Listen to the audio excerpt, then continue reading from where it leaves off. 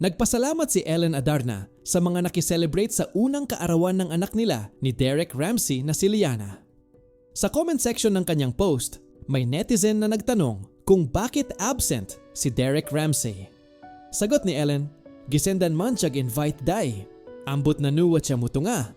Ibig sabihin, sinendan naman siya ng imbitasyon, ewan ko kung bakit hindi siya dumating.